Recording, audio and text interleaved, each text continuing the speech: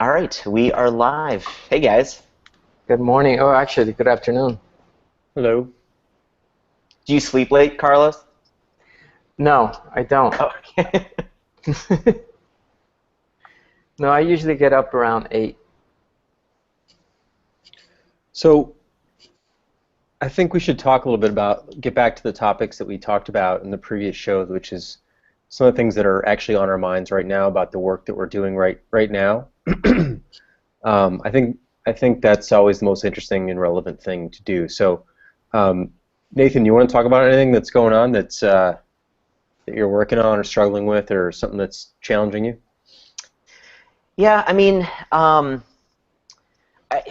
like we've talked about in other shows, I mean, time management is the biggest challenge. You guys asked me yesterday about fragile ideas and like how I manage, ideas that aren't, that are fragile that we don't want to say no to. What's weird though about high rises, we've only been doing this now for about a year, um, but it's like our biggest constraint right now is just resources, and I don't even mean people. I mean time and people, and we've got a lot of projects, and we need to move high rise from Basecamp to its own servers and its own infrastructure, and change billing and change authentication. So it's like we don't even have time to say no to fragile ideas. Fragile ideas just end up on a list that hopefully we can get to. It's so that's at the moment that's where a lot of those ideas lay, and so it's tough. One of the biggest challenges I have is just also trying to, like, we have all the infrastructure stuff, we have all the base kind of things that we need to do, but we also have things that we want to do just to even like kind of catch the product up to what I feel like I want to compete better with. Um, for example, we're doing I'm implementing bulk email right now in Highrise, and hopefully we'll have that out soon. Um, but those aren't even like those aren't even like the real blue sky features that I want. So I mean that's the biggest thing I still struggle with. Really, being able to pay attention to all of these things, and you and I have talked about this in the past about FeedBurner, when they got acquired, not being able to kind of pay attention to still making a good product. I don't know. It's something that just I'm constantly struggling with, and I don't know if there's any quick solution. I mean, it's just kind of like I have to kind of try to keep all the balls juggled, and yet try not to forget that we have to like do some really, I think, more impactful things than even we've done so far this year. I want to put out some things that people haven't done before in the world of CRM, and I don't think we've spent enough time on that. And it's tough. It's just kind of like I don't know. Yeah, there's one of the things. Actually, I want to ask you about a decision you guys sound like you're making. So the bulk email thing, which is something we thought about a lot over the years. We always pushed away from it because we were afraid that we are basically afraid of high-rise being something you could spam people with. How have you guys dealt with that, or have you thought about that? And if you have, was it just like, well, that could happen, or are there checks in place, or are you saying like one of the ideas we had early on was like you can send an email to 50 people, and that was the max. And the idea was that if you're going to spam people, we can make it really inefficient to do that. But if you have a small list of customers or something and you need to send it twice or 3 times because you need to send it to 150 people, that's fine. But if you're going to spam 10,000 people, Highrise clearly is not the efficient tool for you. Curious about your thoughts on that. So this is something that I'm still working on, and these are details I'm still figuring out. But I like to still kind of think about one of the best. I mean, it's one of the greatest things. One of my top articles or posts from like Getting Real, and I think it's in Rework, is it's not a problem until it's a problem. So it's like I am worrying about this, but there's like other details that I'm trying to worry about that I need to do to get out the door. And so but I know that I can't just put this in the hands of everyone, because we will become like the spam tool then if I just open up the ability to email lots of people. So I'm taking measures to make sure we kind of don't enter in too quickly, I think, into the abilities of someone to kind of abuse us. So tomorrow we'll send out an announcement about a lot of other features we've been working on at Highrise, and we'll also include a sign up to a beta list to test out this bulk email feature. And so that we can start kind of inviting people that we trust, people who've been customers for a while, people who've been asking for this feature, people that I can pretty much trust that are not going to like abuse this thing right out of the gate. So at least we can start working on the other implementation details of like, does this work? Is it clear? Does it make sense? Is it fast enough?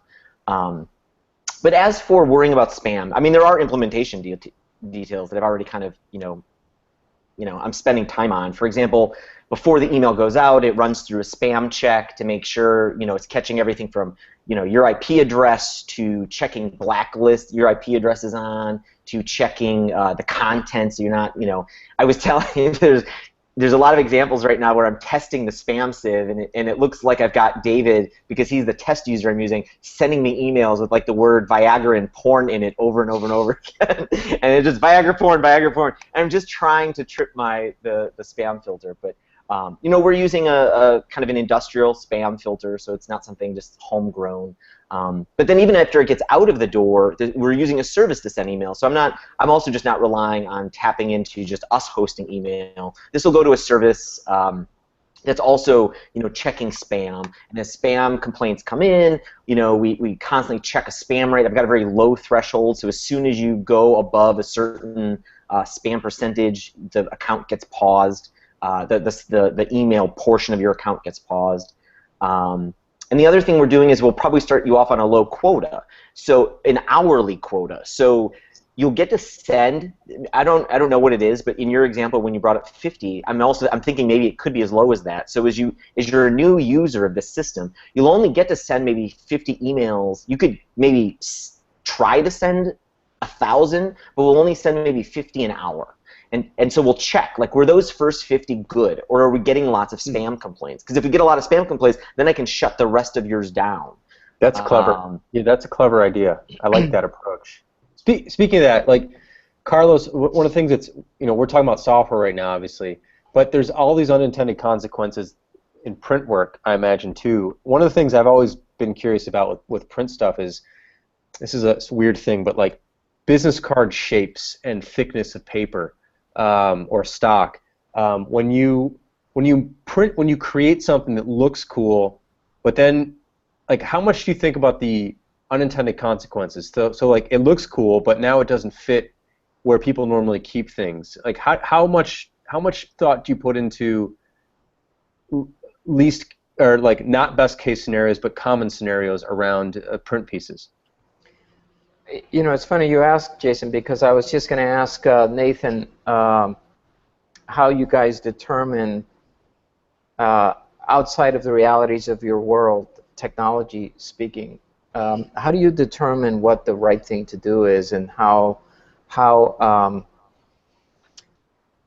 at the end of the day, a decision needs to be made by someone at your shop that this is what we're going to do, and simply test it out, right? So to answer your question, and Nathan, forgive me for asking you a question and then stealing your thunder here, but I just want to touch on Jason's point real quick, because we've talked about this before. As you know, I personally believe that business card today is what I call the last analog handshake, because we live in a mobile world. And so for me, a business card is meant to do a little bit more than just inform you of my contact information. It's meant to embrace the relationship, right? Or at least create a memorable moment. And more importantly, create a piece that even after you put it in your mobile devices, you want to keep simply because it's beautiful. So yes, I do make an effort to conceptualize this little 2 by 3.5 inch card, which is the standard business card size, although I rarely use a standard business card size, and I've never let the standard business card size holder hold me back from trying to create a connection, because I believe that the days of putting your card in a Rolodex or in a business card holder are long gone. and like I said earlier, people keep it because they like it or because it's beautiful, and then put the information in. But you've seen some of the cars we've done. They're pretty impressive, I think. I mean, they're beautiful, and so we really work hard to create that that moment. But back to Nathan, can you talk to me a little bit about how you guys do then? You too, Jason, or how do you say, okay, you know, there's a million problems as you just discussed with spam and so on and so forth, and you can't necessarily make a decision based on the worst case scenario or what a few bad apples will do, right? You have to kind of let it out. I don't know. I mean, I'm just curious how you guys deal with that. It sort of depends on the scale of the problem. Some problems you do need to do, even if it's only going to affect 5 out of 1,000 people. The reason why is because in some cases, something someone can do can take down the system for everybody else. So, like, if we design a screen, if we design a screen where there's, let's say, it displays all the contacts in the system, right? And most people have, let's say, I'm just going to make up numbers, 250 contacts. We can optimize the design for that. But if someone has 25,000 contacts, querying all those contacts and pulling them all back at once could slow down everything for everybody else. So, like, there's some situations you do have to worry about even tiny, tiny bad apples in that case.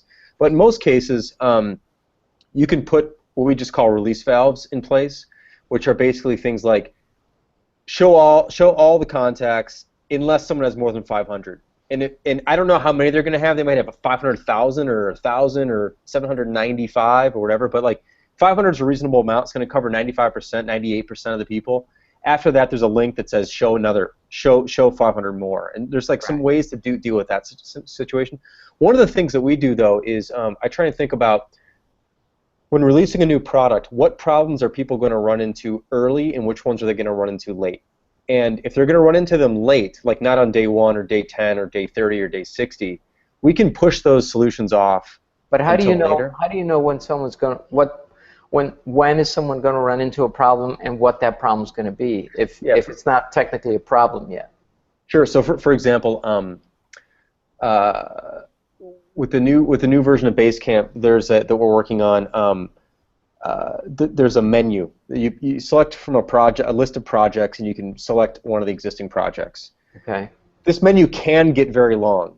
Like it can get to be, you could have 100, 200 projects, 300 projects. Some accounts in Basecamp have thousands of projects. Got it. But they don't have thousands of projects on day 1 or day 2 or day 3 because the data shows that it takes a long time for someone to build up that number of projects. So we don't have to worry about what it might look like if someone has 100 projects, because no one's going to have 100 projects on day 1 or day 2 or day 3 or even day 30 or day 40. At a certain point, though, we realize that there is a moment when someone might have spent enough time on the system that number of projects piles up. So we'll have to kind of keep a solution in our back pocket for, let's call it 3 months from now, but we don't want to put the effort into engineering that problem today because it's not a problem anyone's going to have. So we just don't have to worry about it. So there's some time-based stuff like that. That's how we do it. Okay. Nathan, what about you guys? Well, yeah, I mean, it's I guess when I think about stuff that we're working on, I usually go through some kind of like stages of thought. I don't know, from previous projects, just kind of from experience in doing a lot of this stuff, there's certain things that I guess I used to be naive about that I'm not, like trusting people. People are going to abuse a system, especially when it comes to things like email. So like security, email, those are usually like really on top of my head. So like, I go into this really worrying like immediately about spam. I go into this, making sure when I do code reviews of my team, it's usually more from a security perspective than, is this thing even kind of working right? I want to make sure like, someone can't abuse this. Someone can't take over someone else's data.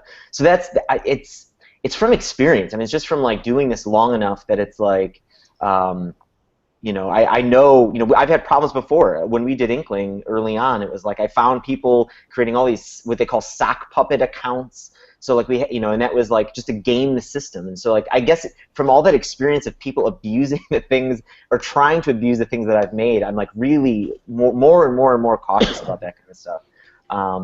Here's another quick example for something that just doesn't matter. I think gaming systems is something that no matter what you build, someone will always game it. Yeah. Early on when we built Basecamp, we had free one project plan, and then if you wanted to create more than one project, you had to pay. And we saw some people creating dozens of free accounts so they could have a dozen free projects. And we could stop that technically, but it was such a small number of people who were doing that, and people who were going to game the system aren't going to pay for it anyway. Mm-hmm. So I just don't care. You just like some things you just let slide because they don't really matter, and it's not worth plugging this hole because another hole will open up, and you just let some people get away with some stuff like that, and you recognize that they're extreme outliers. They're not breaking anything. Yeah. They're just sort of pushing the rules a bit, and whatever. Let them do that. You So know, that's it's kind of another interesting thing. when I hear the two of you talk. It's obviously something I don't have to deal with in the print world, thank God. But we do have to deal with it with our Type Foundry, and you know, Carlos, can piracy. you tell people about that? So, like, what is a type foundry? I'm People sorry. might- So I have to assume everybody who's listening to us talking knows what a Type Foundry is. But in 1994, we launched T26, which was one of the first online Type Foundries on the market. And you know, from the very beginning, there were major struggles, struggles that have changed throughout the time and through technology and all that advancements of technology and so forth. But I mean, I think one of the struggles that touches on perhaps a little closer to what you guys are dealing with is the issue of piracy and people, you know, copying the fonts or stealing them or whatever, or taking screen captures. I'll give you an example. So we have an online typesetter that we launched some years ago. We were one of the first to do it. And at the very beginning, people were just simply typing what they needed online and doing a screen capture and using that, or maybe converting that screen capture into an outline so they didn't have to buy the font. And some of our competitors started doing a typesetter as well, but they did little hash lines to prevent you, you know, for the image to be distorted a little bit.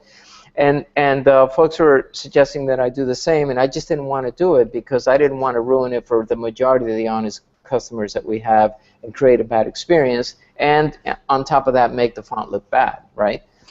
So we just left it the way it was and realized that and along with a bunch of other stuff, we just simply have to accept the reality of the market that we're in and the technology that we're using, and accept that, you know, human beings are going to be human beings, and there is going to be some of that. People are going to steal our font. People are going to hack our site. People are going to, you know, copy them and give them away or whatever. I mean, we spent a considerable amount of time chasing down torrent sites and you know, sites that just give the stuff away for free. But that doesn't mean we're going to stop doing our business because those people exist. That's going to happen no matter what you do. So you just have to learn how to deal with it, I guess, you know, just like you guys do. Yeah. One of the things that we've talked about, Carlos, is you guys had a very progressive stance on font sharing. I think, didn't you say, like, yeah, you can use it on 5 machines or something like that, like whatever. Yeah, just, well, you're going to anyway, so just like, let's just make you not feel bad about doing it. Yeah, that's a great story, because when we first launched T26, the standard of the business, if you will, for lack of a better phrase, was that you would buy a font and you had a license to use it on 1 machine. Some were as generous as 2. We launched with a licensing that you could use it up to 10 machines. Because we knew people were going to copy, and there's no reason to punish someone who's bought our font. I believe has the right to use it on 1, 2, 3, 4, 5, 6, 7 laptops just because they happen to own it. But the other important thing that we offered at the very beginning was that back then service bureaus were a big existence, as I'm sure they are today, not as much as before, but when you would send out a job to a service bureau to output type or whatever, I don't think it's done as much today because of changes in technology. The law said that you were not permitted to send the font that you bought to the service bureau. The law said that the service bureau had to buy that font and have it on their servers to use it. But the problem was that at the beginning of the Macintosh, and especially PostScript, which didn't even come out till 1998. The Macintosh came out in '94. I believe those dates are correct. 84. Yeah. 84. So at that time, even if the Service Bureau had the same font, they may not have the same version of that font or the same update of that font or even the same release date. So there were a ton of PostScript errors, and we realized, not only because we experienced it, but because we also used the same technology and the same methods, that the cost eventually ended up being on the customer's hands. So we just simply allowed people to send our font with the job to the Service Bureau without having to deal with any issues. Now, that said, we knew people were doing it anyway, and we knew that even if we didn't allow that, we're not going to have the ability to fight and chase down everybody who did it. So we might as well just let people do it, and at the same time, let them know that, you know, we understand their world. We know what they're going through because we go through it. So that and a bunch of other stuff that we did with T26 at the very beginning was kind of groundbreaking for us, and I think it, you know, kind of made our customer base kind of more of a family, if you will. It showed that we respected them. Yeah, I think that was. I imagine how hard it would be. I mean, you guys are family-owned. It's you and your wife run the business, and so it's like it is a family-owned thing. It is a family-owned. Can you imagine like Linotype or one of these other like, or you know, I'm trying to remember the other ones that were around at the time, but like, they would never, or they'd have to talk to lawyers. It just would be like a mess and it'd be difficult to do. And it'd be difficult to do because, and this is another subject that this touches on, is the issue of a company size. I mean, you're a company that, for all practical purposes, is family owned. I know David's not family, but he is family. Right. You know, he's kind of like. So, and I know that you guys have had. I'm assuming, I don't want to assume to know, but that you've had people interested in buying your company and all that kind of stuff. And sure. I know that you've always had the opinion that, you know, you want to keep it to a size that's manageable and a size that can maintain the representation of what you're initially intended the company to be. You just want to make a good product for people to use that works well and is simple and it's reasonable. Right? So, but the thing is, like, when you become a big company, you have to feed the beast. You know, you have to do things that you may not even want to do because there's an enormous overhead, right? So, to your point of maybe a larger type foundry not being able to do what we did, it isn't necessarily because they don't want to, they just simply may not be able to. Because lawyers and designers and contracts, and all, I mean, we have contracts too. But we go into all of our contracts with our designers, outlining all of these things, and they understand our policies and are willing participants in our policies.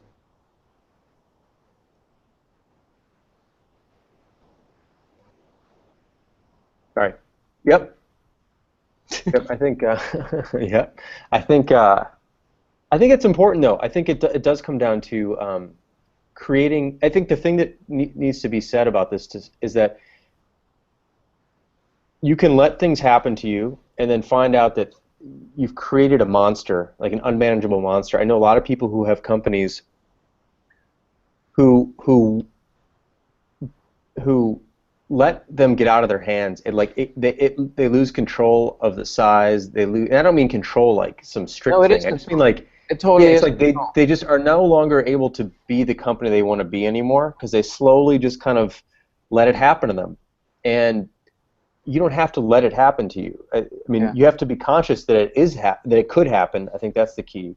But you can draw boundaries and borders and say no. We're not like I think one of the most important things in any entrepreneur's vocabulary or head or whatever you want to call it should be an understanding of what they'll say no to. What will you say no to, I think, is what defines your business. And if you're uncomfortable, if you don't know the answer to that, I think it's maybe the most important question to get to know. Yeah, and absolutely. Figure out where you'll draw the line, yeah. I think what you say no to is sometimes more important than what you say yes to. Mm-hmm. It's how we've manage our design firm well, from the beginning. But yesterday you touched on while introducing me that I had run several companies, and the truth is that yes, I have, but I just feel so proud of being able to make a business happen.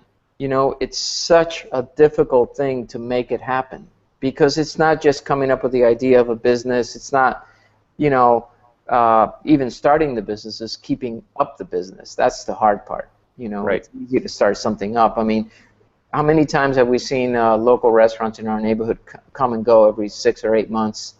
It's easy to open up a restaurant or whatever, but maintaining it is the hard part. So I really do feel a sense of pride that we had the businesses that we had and ran them, with a sense of success to them, and importantly, just creating the businesses that we've done, as I know you guys have done, have been done not only to satisfy a personal goal, obviously, but also to kind of like,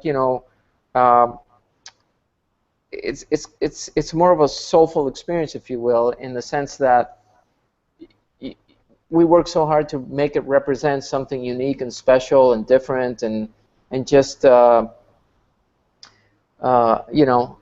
just think that kind of achievement is to be, I don't know, I just am very proud of it. I really am. A lot of people ask me, like, what's your biggest achievement, and like what are you most proud of and stuff, and I just have to say, like, in general form, just the ability to have made something out of my life and being able to make the businesses and the efforts that we've done I just am really proud of it. So I know you are too. So yep. We've got 3 minutes. Three minutes left on this particular call. Nathan, what's up? I have a quick question. Carlos, you mentioned contracts, and you mentioned lawyers creating contracts that your designers can understand. How much time do you guys spend trying to create legalese that is actually like understandable? I mean, I think that's a challenge I have. That's a challenge I think a lot of people have. Like, it's really easy to try and like go get some boilerplate for a privacy policy or terms of service or whatever. Do you spend the extra time to go through with a lawyer to make something that's like easy to read? I struggle with it because it's like that extra expense to try and make something good. Like, I guess my knee-jerk reaction is just to like screw it, deal with the boilerplate they give me. I don't know. What's that been like dealing with lawyers? That's a great question, and I think there's actually 3 answers to that. First of all, we have a different contract for our designers for T26, and then we've also developed a contract, more of an agreement for when we do design work for customers, our clients. When it comes to contracts for the T26 designers, we have always tried to not do legalese. And so we try to make it as simple as possible and not make it too overly complicated. And frankly, to be perfectly honest with you, we're not the type to, like, if somebody wants to leave before the end of the contract, we let them go. We're not going to force someone to stay with us because if they don't want to be with us. If someone wants to stay longer, then that's fine too. But very quickly, and I know Jason has to go in 2 minutes, but one of the suggestions and learning points that we've experienced is when we first started with our Segura contract with assignments, it was a page long, and through the process of learning, as we all do, we added little things that either came into our lives or experiences that taught us a lesson or situations that became an issue as they became. An example.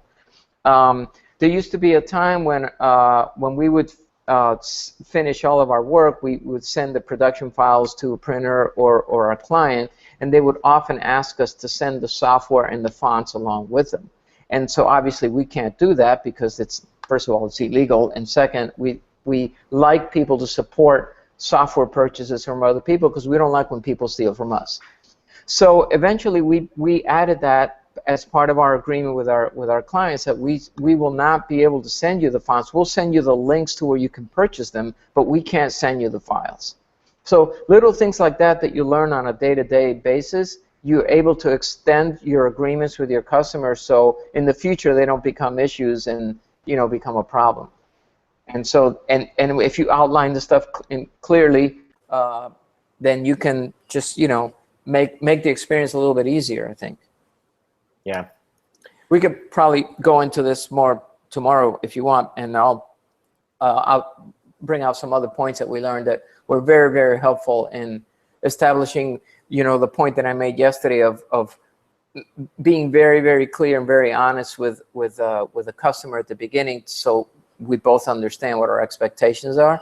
And Yeah. I think that's part of it. As long as you don't make it like the contract's so complicated that it scares you off. You know what I mean? So Right. yeah. Right. Yeah. Cool. Okay. Yeah. Jason had to get out of here, so Yeah. let's stop, and we will both see you tomorrow at 3 o'clock again. Perfect, man. Great to talk Thank to you you very guys. much, Carlos. Yeah. Have a good day. You Bye. too. Bye.